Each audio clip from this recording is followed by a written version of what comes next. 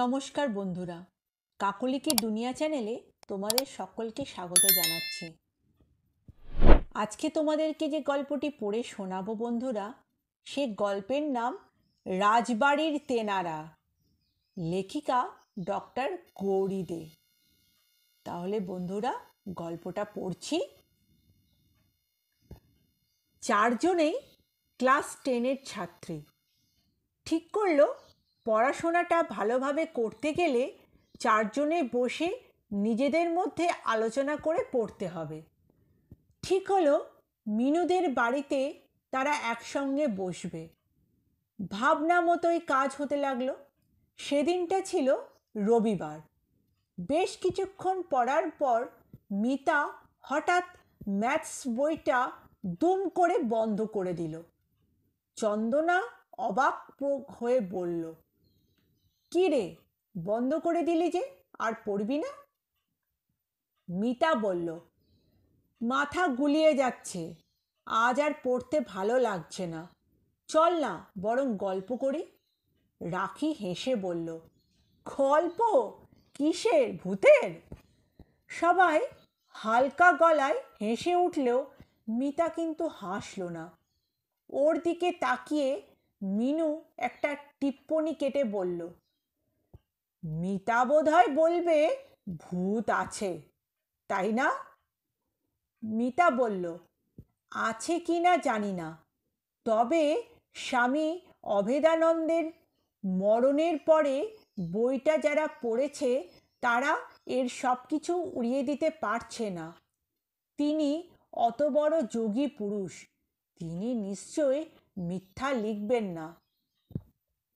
রাখি বলল, তবুও যতক্ষণ না চোখে দেখছি বিশ্বাস করা তো শক্ত। আসলে ভূত প্রেতে আমার কোনো বিশ্বাস নেই। চন্দনা বলল, বইটা আমি পড়েছি, আমরা তো জন্মান্তরে বিশ্বাসী, তাহলে আত্মার অস্তিত্বটা উড়িয়ে দিচ্ছিস কি করে? ওরা নিজেদের মধ্যেই যখন তর্ক বিতর্কের ঝড় তুলেছে, ঠিক সেই সময়ে সদরের দরজায় কলিং বেলটা বেজে উঠল। ওরা বাইরের ঘরে বসেছিল।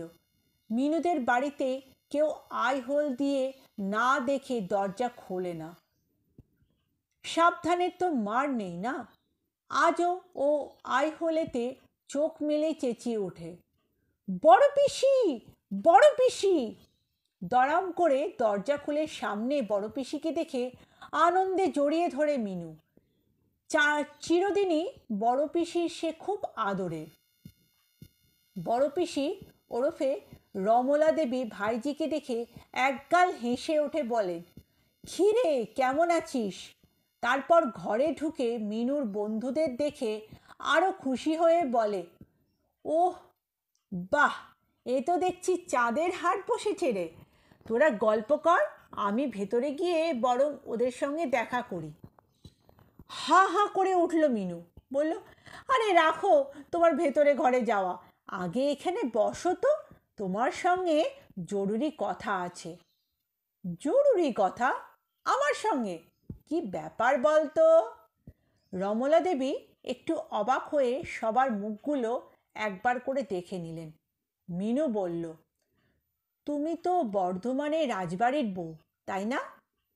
হ্যাঁ তাই তো, কিন্তু শোনো পিসি, আমাদের ভূত নিয়ে তর্ক হচ্ছে। ভূত আছে কি নেই, কিন্তু তোমার কাছে তো রাজবাড়ির গল্প শুনেছি, তুমিই তো বলেছ তোমাদের বাড়িতে ভূতেরা মানুষের সঙ্গে একসঙ্গে ঘুরে বেড়ায়, ঠিক না? হ্যাঁ ঠিক, মানুষের রূপ ধরে। তোমরা ধরতেই পারবে না, আমরা বুঝি যারা ওখানে থাকে। চন্দনা, মিতা, রাখি একসঙ্গে উৎসাহিত হয়ে বলে ওঠে, পিসি, আমরা গেলে দেখতে পাবো? রমলা দেবী বললেন, নিশ্চয়ই, কবে যাবি বল? মিনু বলল, পরীক্ষা হয়ে গেলেই যাব, 3 দিনে এমন কিছু ক্ষতি হবে না, কি বলিস? রাখি বলল, ক্ষতি কেন হবে, আমরা তো ওখানে অবসর সময় পড়াশোনা করব। চন্দনা বলল, ঠিক বলেছিস। মিতা বলল, পিসি, আমার তো আর তর সইছে না গো, বলো না ব্যাপারটা কি? রমলা দেবী বললেন, ওরে বাবা, সে তো বিশাল কাহিনী, এখন বলতে গেলে তো রাত কাবার হয়ে যাবে যে। মিনু বলল, তুমি বরং ছোট্ট করে ওদের বলো পিসি, নয়তো লেখাপড়ায় ওদের আর মন বসবে না। আমি ততক্ষণ মাকে খবরটা দিয়ে আসি। শোন তবে। রমলা দেবী সোফার ওপর পা গুটিয়ে বসলেন। হাতের বটুয়া থেকে রূপোর পানের ডিবে বার করে তার ভেতর থেকে সাজা পান তুলে মুখে পুরলেন। তখনই ঘরে ঢুকলেন মিনুর মা মমতা দেবী, পিছনে মিনু। মমতা দেবী এসে রমলা দেবীকে প্রণাম করলেন। বললেন, দিদি, কেমন আছো? বৌমা, জয়। মাকে থামিয়ে মিনু বলল, ও মা, বড় পিসি তো আজ রাতে থাকছে, তুমি বরং সারা রাত ধরে জয় আর বৌমার গল্প শুনো। এখন আমাদের একটা জরুরি মিটিং চলছে। মিটিং? অবাক হলেন মমতা দেবী। রমলা দেবী হেসে বললেন, রাজবাড়ির গল্প, বুঝতেই তো পারছিস জরুরি মিটিংটা কি। মমতা দেবী হাসলেন, কতবার শুনেছিস? মিনু বলল, আজ আমার বন্ধুরা শুনবে, প্লিজ মা, তুমি একটু চুপ করে বসো না। রমলা দেবী বলতে শুরু করলেন, বর্ধমানের রাজার বাড়ি বলতে তোমরা যে বাড়িটা জানো, আমি কিন্তু সে বাড়ির গল্প বলছি না। বর্ধমানের এই রাজবাড়ি থেকে মাইল 10 দূরে মহারাজের দেওয়ান বীরকান্ত বাহাদুরের বাড়ি। সেও একটা রাজপ্রাসাদ। বর্ধমানের মহারাজ প্রচুর জমি জমা দিয়ে বীরকান্ত বাহাদুরকে ছোটোখাটো রাজা বানিয়ে দিয়েছিলেন। আমি সেই বীরকান্ত বাহাদুরের নাতির পুত্রবধূ। এই বাড়িটাও লোকের কাছে রাজবাড়ি বলেই পরিচিত। বীরকান্ত বাহাদুর ঘোড়ায় চড়ে ঘুরে বেড়াতেন। তিনি ছিলেন খুব ভোগী আর শৌখিন। ঘোড়ায় চড়ে তিনি একতলা থেকে একেবারে দোতলায় শোবার ঘরে সামনে চলে আসতেন। এই জন্য বাড়িতে সিঁড়ির পাশাপাশি খাঁজ কাটা একটা ঢালু রাস্তা ওপর অবধি চলে গেছে ঘোড়া যাবার জন্য। কথায় কথায় তার হাতে বন্দুক গর্জে উঠত। তার 3 ছেলে, তারাও হয়েছিল বাবার মতো মেজাজি। এসব কথা থাক, এখনকার কথা বলি। বিশাল রাজবাড়ি আজ প্রায় ধ্বংসের মুখে। বাড়ির সামনেটা ছিল বারমহল, পেছনের ছিল অন্দরমহল। বারমহলের দিকে সব কাছারি বাড়িটারি। ওখানে পুরুষদের রাজত্ব, মেয়েদের সেখানে প্রবেশ নিষেধ।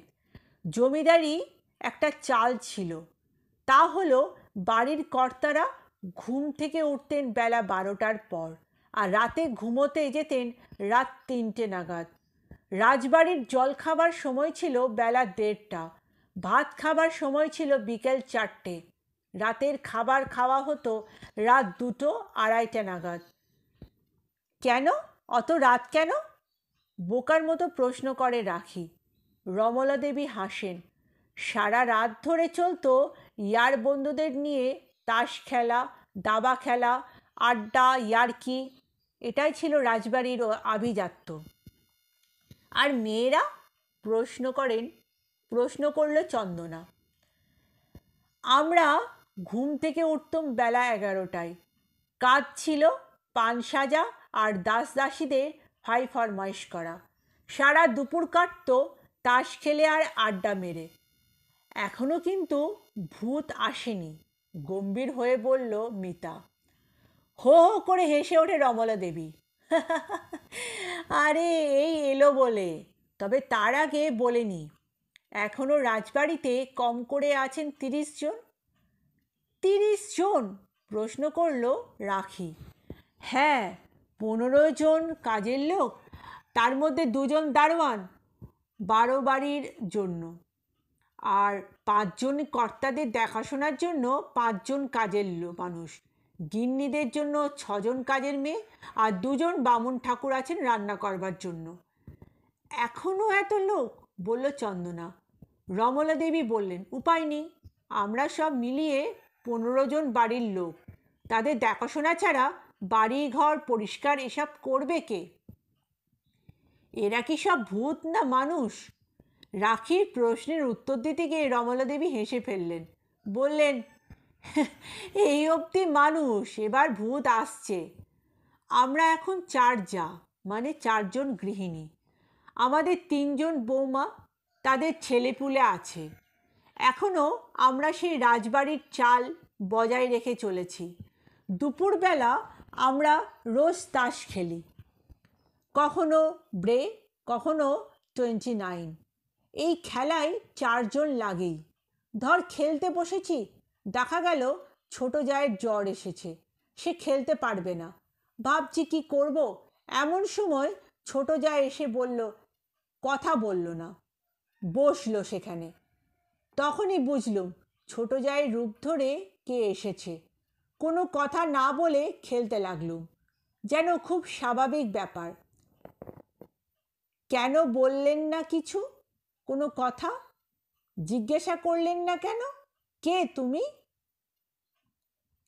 চোখ কপালে তুলে বড় পিসি বললেন, পাগল, জিজ্ঞাসা করলেই নিজের রূপ ধরবে, সে কি বীভৎস চেহারা, এসব জায়গায় কি ওদের ঘাটাতে আছে? একবার তো এই রকম হয়েছিল। মেজোজা একটু বেশি লেখাপড়া জানা, কিছু বিশ্বাস করতে চায় না, তবে সবে তখন বিয়ে হয়েছে তার। আমরা সব বলে রেখেছিলুম, শুনল না, ফট করে জিজ্ঞাসা করে বসলো, কে গা তুমি? সঙ্গে সঙ্গে রক্ত হিম করা চেহারা নিয়ে বলে ওঠে, খেলবি তো খেল, না হলে শেষ করে দেব। মেজ বউ তো অজ্ঞান হয়ে গেল। রাখি একটু হাসবার চেষ্টা করে বলল, তুমি কিন্তু একটু বাড়াচ্ছ পিসি। রমলা দেবী চট করে উঠে দাঁড়িয়ে বললেন, চল রে বউ, ভেতরে যাই, এসব আজকালকার মেয়েদের কাছে বলতে যাওয়াটাই ভুল। সরি সরি পিসি, আর বলবো না পিসি, তুমি বলো, সব বন্ধুরা একসঙ্গে বলে ওঠে।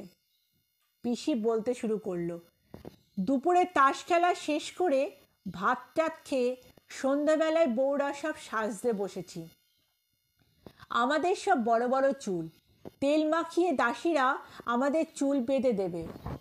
সে কত রকম খোপার বাহার, কত রকম বিনুনি, খেজুরে বিনুনি, 5 পাক 6 পাক বিনুনি, চাটাই খোপা, এসব তোরা কল্পনা করতে পারবি না। সাজছি, পাশে রাখা আছে চুলের সাজ, তোরা তাও জানিস না চুলের সাজ কি। চুলও নেই আর সে সাজও নেই, তোদের জন্য দুঃখ হয় রে। যাকগে শোন, চুল বাঁধছি, পাশে রাখা সোনার কাঁটা, সোনার চিরুনি, ফুলের বাগান। হঠাৎ দেখি আমার পাশে বসে আছে অন্য একজন সাজছে, আমার সোনার কাঁটা, সোনার ফুল বাগান নিয়ে নিজেই খোপায় লাগাচ্ছে। রাগ হলেও বলতে পারছি না, সব ফু দিয়ে উড়িয়ে দেবে কিছু বলতে গেলে। সাজা হলো, চলে গেল। খানিক পরে দেখি আমার বিছানার ওপর সে যা যা নিয়েছিল সব ফেরত দিয়ে গেছে। আবার ধর বসে গল্প করছি, কর্তাদের খাস চাকর এসে অন্দরমহলের বাইরে দাঁড়িয়ে আমাদের খাস ঝিদের খবর দিল, বারমহলের 20 গ্লাস শরবত পাঠাতে হবে। আমি বাড়ির বড় বউ, সুতরাং দায়িত্বটা আমার। আমার খাস দাসী ছিল তরলা, এখনো আছে, বুড়ি হয়ে গেছে। ওকে ডেকে বললুম, চল শরবত ঘরেই যাই। রান্নাঘরে পাশে ছিল ছোট্ট একটা ঘর, সেখানে শরবত তৈরি হতো। তখন তো চা খাবার রেওয়াজ ছিল না, এখন অবশ্য মাঝে মাঝে কর্তারা খায়, আমরা এখনও খাই না। তরলাকে দেখি ঠোঁটে আঙুল দিয়ে আমাকে ইশারা করছে। খালি শরবত ঘর থেকে পেলাম গ্লাস ধোয়ার শব্দ, শরবত চামচে করে ঘাঁটার শব্দ। আমরা কেউ ঢুকতে পারছি না, বাইরে দাঁড়িয়ে আছি। দেরি দেখে তোদের পিসেমশাই রেগে মেগে এসে বললেন, কি হলো কি? সঙ্গে সঙ্গে ঠোঁটে আঙুল দিয়ে চুপ করতে বলে আঙুল দেখিয়ে বললাম, শরবত ঘর। পিসেমশাইয়ের বুঝতে একটুও সময় লাগলো না। দরজার বাইরে থেকে চেঁচিয়ে বললেন, 20 গ্লাস শরবত চাই। ভেলকিবাজির মতো কোথা থেকে 20 গ্লাস শরবত ঝপ ঝপ করে কারা যেন টেবিলের ওপর বসিয়ে দিয়ে গেল। পিসেমশাই বারমহলের দিকে মুখ করে ডাকলেন, হরি, গ্লাসগুলো নিয়ে যা। হরির আসার কথা ছিল বারমহল থেকে। হরি বেরিয়ে এলো অন্দরমহল থেকে। নিঃশব্দে সব কাজ হয়ে গেল। কেউ মাথা ঘামালো না। সবাই তো সব জানে। আমরা গেলে এসব দেখতে পাবো? প্রশ্ন করে রাখি। পাবে, তবে তখনকার দিনের মতো অতটা না হলেও কিছু না কিছু তো দেখতেই পাবে, শুনতেই পাবে। আমি আর বকতে পারছি না, এবার তোরা ক্ষমা দে মা। পিসি উঠে দাঁড়িয়ে কোমরটা ছাড়িয়ে নেন। মেয়েরাও যাবার জন্য উঠে দাঁড়ায়। সন্ধেটা আজ দারুণ কাটলো পিসি। রমলা দেবী হেসে বললেন, পড়তে হলো না, ভারী মজা না? ঠিক আছে, তোরা কিন্তু যাস। 3 বন্ধু একসঙ্গে বলে ওঠে, মিনু নিয়ে যাবি তো? মিনু বলে, নিশ্চয়ই, তোরা নিশ্চিন্ত থাক। সত্যি একদিন মিনুর বাবা, মা, মিনু আর রাখি, মিতা, চন্দনা চলল বর্ধমানে পিসির বাড়ি। বেলা 12টার মধ্যে ওরা পৌঁছে গেল রাজবাড়িতে। সত্যি মরা হাতে লাখ টাকা। বিশাল জমির ওপর বিশাল বাড়ি, বিশাল গেট, সেখানে ছোট্ট একটা দারোয়ানদের ঘর। 2জন দারোয়ান গেটের ভেতরে টুলে বসে খৈনি খাচ্ছিল। ওদের দেখে উঠে দাঁড়ালো। মিনুর বাবা মাকে দেখে লম্বা সেলাম ঠুকে গেট খুলে দিল। ওদের গাড়িটা সোজা ভেতরে চলে গেল, বিশাল বড় বড় থাম দেওয়া গাড়ি বারান্দার তলায়। বিরাট শান বাঁধানো উঠোন পেরিয়ে চলল ওরা। সামনে বারমহল, পিছনে কাছারি বাড়ি। বারমহল পেরিয়ে ওরা চলল অন্দরমহলের দিকে। বাঁদিকে দেওয়াল ঘেঁষে মার্বেলের সিঁড়ি, তার পাশ দিয়ে সরু রাস্তা, ঘোড়ায় করে ওঠার জন্য কাঠের ঢাল। ঠিক সিঁড়ির সঙ্গে সঙ্গে উঠে গেছে ওপরে দোতলায়। দোতলায় বিশাল টানা বারান্দা। অনেকখানি গিয়ে ডান দিকে বেঁকেছে আর একটা সরু বারান্দা। বাঁদিকে বিশাল ঘর, ডান দিকে স্নানঘর। স্নানঘরের পাশে আলাদা ব্যবস্থা কাপড় ছাড়ার। এই বারান্দার শেষ প্রান্তে আর একটা বিশাল স্নানঘর, কিন্তু ওটা সবসময় বন্ধই থাকে, কেউ ব্যবহার করে না। কেন করে না তা পরে জানা গেল। বড় ঘরটার কাছে দাঁড়িয়ে মিনুর বাবা ডাকলেন, দিদি। রমলা দেবীর খাস দাসী তরলা, এখন একটু বয়স হয়ে গেছে, ব্যস্ত হয়ে এগিয়ে এলো। বলল, ও মা, দিদি জামাই বাবু যে, তোমরা এসে গেছো? মিনুমা, এসো, তোমরা তোমার বন্ধুদের নিয়ে এসো, বসো। রাখি মিনুর গা ঠেলে বলল, আসল তো? মিনু বলল, না হলেও কিছু করার নেই। ওরা ঘরে ঢুকলো। বিশাল বিশাল দামি দামি আসবাব দিয়ে ঘরে সাজানো, দেখলেই বোঝা যায় রাজরাজডার ব্যাপার। রমলা দেবী স্নান সেরে ঘরে ঢুকলেন। বললেন, তরলা, যা, আগে ওদের একটু শরবত দে, এতটা পথ এসেছে। বিকেলবেলায় 4 বন্ধু ছাদে উঠল। ছাদ তো নয়, যেন খেলার মাঠ। এক প্রান্ত থেকে অন্য প্রান্ত যেতে পা ব্যথা হয়ে যায়। ছাদ থেকে নেমে রমলা দেবী ওদের বাড়ির অন্যদের সঙ্গে পরিচয় করিয়ে দিলেন। সেই ফাঁকে বাড়িটাও ঘুরে দেখালেন। তবে বেশিরভাগই সব ঘরের তালাবন্ধ পড়ে রয়েছে। পিসেমশাই জমিদারি টহল দিতে গেছিলেন। যদিও সবই তো সরকার নিয়ে নিয়েছে, যেটুকু আছে সেটুকু তো দেখাশোনা করতেই হবে। তাছাড়া তাদের কাছে একটা রাইস মিলও রয়েছে। সুতরাং জমিদারি গেলেও অভাব যে নেই সেটা বোঝাই যায়। ওদের সঙ্গে দেখা করে খাওয়া দাওয়া করে পিসেমশাই তার প্রিয় ইজি চেয়ারে শুয়ে একটু জিরিয়ে নিতে গেলেন। বাড়ির পিছনে বিশাল বাগান, আম গাছ, কাঁঠাল গাছ, পেয়ারা, আতা, আরও কত কি গাছ, কত ফুল। আম গাছের ডালে একটা বড় কাঠের দোলনাও বাঁধা, একসঙ্গে 4 জন দুলতে পারে। পরদিন সকালে মিনু বলল, পিসি, আমরা বাগানে যাচ্ছি, কিন্তু একটা কথা, যদি কেউ আমাদের কারো রূপ ধরে আসে কি করব? রমলা দেবী বললেন, বুঝলেও ঘাঁটাবি না, ওরা কারো ক্ষতি করে না, কিন্তু অসম্মান করলে বা সন্দেহ করলে ভয়ঙ্কর হয়ে ওঠে। ওরা সিঁড়ি দিয়ে নেমে বাগানের দিকে যেতেই দেখলো ওদের বয়সী একটি মেয়ে দোলনায় দুলছে। ওদের দেখে ও নেমে এলো, বলল, তোমরা চড়ো, আমি তো রোজ দোল খাই। মিনুরা মুখ চাওয়াচাই করলো, ভয়ে কিছু জিজ্ঞাসা করলো না। মেয়েটা একটু হেসে বলল, আমায় চেনো না তো? আমি বড় মার খাস দাসী তরলার নাতনি। আমার নাম ময়না। আমি খুব কথা বলি তো, তাই আমাকে এরা মাঝে মাঝে বুলবুলিও বলে। ময়না এত কথা বলছে দেখে মিনুদের মনে হলো এ ভূত নয়। ওরাও বেশ মিশে গেল ময়নার সঙ্গে।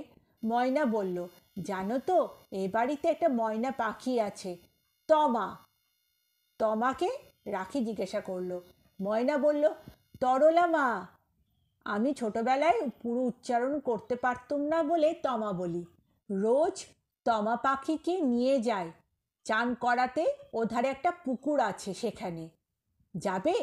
চন্দনা বলল, পিসিকে বলে বিকালে আসবো, এখন তো বেলা হলো, চল ঘরে যাই। ময়না বলল, ঠিক আছে, তোমরা যাও, আমি একটু পরে যাচ্ছি। বিকেলবেলা পুকুর ধারে যাবার প্ল্যান হলো ওদের। পিসিকে বলা দরকার। মিনু বলল, পিসি, ময়নাকে নিয়ে আজ একটু পুকুর ধারে যাব। একটা বড় বেড কভার সুতোর কাজ করতে করতে পিসি মিনুর মা বাবার সঙ্গে গল্প করছিলেন। হেসে বললেন, বেশ তো, ময়নাকে নিয়ে যা। তারপর একটু হেসে বললেন, এর মধ্যে ময়নার সঙ্গে ভাবও করে ফেলেছিস। তবে মনে রাখিস, সূর্য ডোবার আগে বাড়ি ফিরে আসবি, আর খবরদার বাইরে থাকবি না। ওরা পুকুর পাড়ে বসে জমিয়ে আড্ডা মারছে। হঠাৎ কোথা থেকে একটা লোক তাদের সামনে এসে বলল, কাঁধে গামছা। ময়নার দিকে তাকিয়ে ধমক দিয়ে বলল, ময়না, সন্ধে হয়ে আসছে, দিদিমণিদের বাড়ি পৌঁছে দে, খবরদার কোনো বেচাল করবি না। মিনু বলল, না না, ও তো খুব ভালো মেয়ে, কিন্তু কোথায় কে? সে লোকটাও নেই, ময়নাও নেই। হঠাৎ যেন কর্পূরের মতন দুজন উবে গেল। ওদের গা ছমছম করে উঠল। তবে কি, প্রায় ঊর্ধ্বশ্বাসে ছুটে ওরা ফিরে এলো। বড় পিসি ঘরেই ছিলেন। ওদের ঢুকতে দেখে বললেন, দেরি করলি কেন? বলেছিলুম না সূর্য ডোবার আগে ফিরবি। তারপর কি মনে পড়তে বললেন, হ্যাঁ রে, ময়নাটা যেখানে থাকে সেখানেই রেখে দিয়ে এসছিস তো? চার বন্ধু মুখ চাওয়াচাই করে। মিনু বলল, ময়না? পিসি বললেন, তোরাই তো বললি ময়নাকে নিয়ে পুকুরে যাবি। রাখির বুক দূর দূর করে বলল, পিসি, তুমি কার কথা বলছো গো? রমলা দেবী অবাক হয়ে বললেন, কেন? ময়না তো এখন আমাদের ওই একটাতেই দাঁড়িয়েছে, ছিল 12টা, সব মরে গেছে। ওটা তো কথার ঝুড়ি, সকাল হলেই কি ডাকাডাকি, তমা তমা, তার মানে তরলা মা, আমাকে খেতে দাও, চান করিয়ে দাও, বাটিতে করে জল দাও। বলতে বলতে নিজের মনে হেসে উঠলেন রমলা দেবী। চন্দনা আর্তনাদ করে ধপ করে বসল। পিসি ব্যস্ত হয়ে ওঠেন, কি হলো? হ্যাঁ, কি হলো রে? সকলে মুখগুলো কেমন ফ্যাকাশে। এক পলকে বুঝে গেলেন রমলা দেবী। বললেন, বুঝেছি, তোরা ময়না পাখির কথা বলছিস, তাই না? চার বন্ধুর মুখে কথা নেই, ওদের হাতগুলো ঠান্ডা হয়ে গেছে। সারাক্ষণ ওরা ভূতের সঙ্গে কাটালো। রমলা দেবী বললেন, যে জন্য আসা, তাহলে সেটা দেখা হয়ে গেল তো? ঠিক আছে, আমি বলছি, তোরা শুনে যা। ময়না একটা তোদের বয়সী মেয়ে, ওই বয়সেই সে মারা যায়। ও ছিল আমাদের বামুন ঠাকুরের মেয়ে। ওর মা ছিল না। তরলা ওকে বুকে করে মানুষ করেছিল। ও তাই তরলাকে তরলা মা না বলে তমা বলে ডাকতো। মেয়েটা ছিল খুব মিষ্টি আর খুব কথা বলতো। আমরা সবাই ওর নাম দিয়েছিলুম ময়না। কেউ আবার বলতো বুলবুলি। জলে ছিল ওর খুব ভয়। ওই পুকুরটাই তখন সব বাসন মাজতো, কাপড় কাচতো। আমাদের বামুন ঠাকুর মানে ময়নার বাবা একদিন মেয়ের ভয় ভাঙাবার জন্য বলল, যা পুকুর থেকে জামা কাপড় কেচে নিয়ে আয়। খুব ভয়ে ভয়ে ময়না কাপড় কাচছিল সিঁড়িতে বসে। আনাড়ি মেয়ে, প্রচুর সাবান দিয়েছে ফেনা হবে বলে। কাপড় কেচে এক ধাপ নামতে গিয়ে সাবানে পা হড়কে একেবারে জলের ভেতর। চার বন্ধু মুখ ঢাকে ভয়ে। রমলা দেবীর গলাটাও ভারী হয়ে আসে। বলেন, মেয়ের শোকে ওর বাবাও গেল, কিন্তু ওরা দুজনেই এই বাড়ির মায়া ছাড়তে পারল না। কিন্তু ওর বাবা তো এ বাড়ির নুন খেয়েছে, তাই মেয়েকে এখনও শাসন করে পাছে আমাদের কোনো ক্ষতি করে। ময়না চলে যাবার পর তরলা খুব ভেঙে পড়েছিল। এই জন্য ওকে 12টা ময়না কিনে দিয়েছিল ও তোদের পিসে মশাই। এখন একটাই দাঁড়িয়েছে। তরলার ধারণা ওর মধ্যেই তার ময়না রয়েছে। এই জন্য রোজ তাকে একবার করে পুকুর পাড়ে নিয়ে যায় চান করাতে। পাশাপাশি 3টে ঘর, ওদের শোবার ব্যবস্থা হয়েছিল। পিসি পিসেমশাই একটা ঘরে, পাশেরটায় 4 বন্ধু, তার পরেরটায় মিনুর বাবা মা। সারা রাত 4 বন্ধু জেগে কাটাচ্ছে। একটু আগের আরেকটা ঘটনা ঘটে গেছে। রমলা দেবী তরলাকে ডেকে আর বললেন, ওদের আজ সব এক বাটি করে পায়েস খাওয়া। তোর হাতে পায়েসটা খুব ভালো হয়। তরলা মাথা নেড়ে চলে গেল। রাতে ওরা ঘরেই ছিল। তরলা ওদের খেতে ডাকতে এলো, বলল, চলো সব খাবে চলো। তারপর মুচকি হেসে বলল, দেখো, বড়মাকে না বলে আজ আমি তোমাদের জন্য পায়েস বানিয়েছি, পরে বড়মাকে বলবো। বড়মা খুব খুশি হবেন। আবার মুখ চাওয়াচাই বন্ধুদের। মিনু বলল, পিসি তো তোমাকে ডেকে পায়েস করার কথাই বলল। তরলা অবাক, আমি আবার বড়মার ঘরে ঢুকলুম কখন? আমি সমানে রান্নাঘরে বলতে বলতে চুপ করে যাই। বলে, ও বুঝেছি, দেখো রান্নাঘরে কে যেন কাজু কিশমিশ এনে রাখলো, ওই দেখেই আমার পায়েস করার কথা মনে হলো। যাকগে, তোমরা খেতে চলো। বড় পিসি যে একটা কথা বানিয়ে বলেনি তা বেশ বুঝতে পারছে ওরা। জেগে থাকার জন্য সে রাতে ওরা আরও 2টো শব্দ শুনেছিল। রাত তখন বোধহয় 2য় প্রহর হবে। হঠাৎ ঘোড়ার খুরের শব্দ, দূর থেকে কে যেন ছুটে আসছে। ক্রমশ শব্দটা বাড়তে লাগলো, ধীর গতি হয়ে লাগলো। তারপর ঠিক তাদের ঘরের সামনে এসে থেমে গেল, একটু চুপচাপ। তারপর আবার ঘোড়ার পায়ের শব্দ আস্তে আস্তে মিলিয়ে গেল। ভয়ে কাঠ হয়ে শুয়েছিল ওরা 4 জন। প্রত্যেকে প্রত্যেকের হাত চেপে ধরে নিজেদের ভয় ভাঙাবার চেষ্টা করেছিল। ঘোড়ার পায়ের শব্দ মিলিয়ে যাবার পর মিনু বলল, পাশের ঘরেই শুনেছি রাজা বাহাদুরের থাকতেন। গভীর রাতে উনি ঘোড়ায় চড়ে আসতেন। চন্দনা বলল, একবার বাথরুমে যেতে পারলে ভালো হতো। মিনু বলল, পিসিকে ডাকি? পিসি তোর সঙ্গে থাকলে ভয় নেই। ঘরের মধ্যে দিয়ে ঘর। মিনু পিসির কাছে গিয়ে ডাকে, ও পিসি, পিসি। এত ঘটনা ঘটছে, ওদের সাথে কোনো হেরফের নেই, কিন্তু পিসেমশাই কোথায়? জানলার কাছে স্ট্যান্ডিং ল্যাম্প জেলে পিসেমশাই বই পড়ছেন।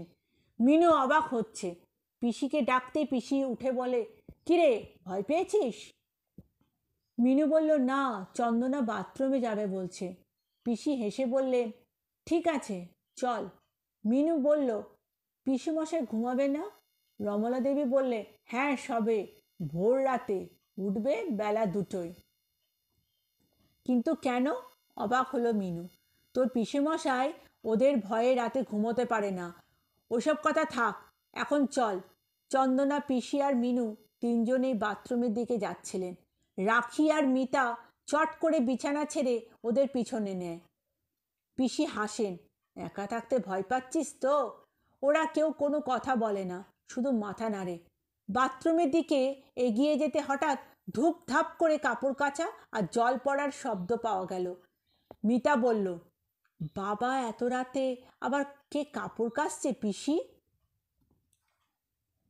রমলা দেবীর ঠোঁটে আঙুল দিয়ে চুপ করতে বললেন। তারপর বারান্দা যাবার দরজাটা খুলে একটু ফাঁক করে ওদের ডাকলেন। দেখা গেল প্রচুর জল পড়ার শব্দ, কাপড় কাচার শব্দ হচ্ছে, কিন্তু বাইরে সে চাবি দেওয়া স্নানঘর এখনো তালাবন্ধ আর অন্ধকার।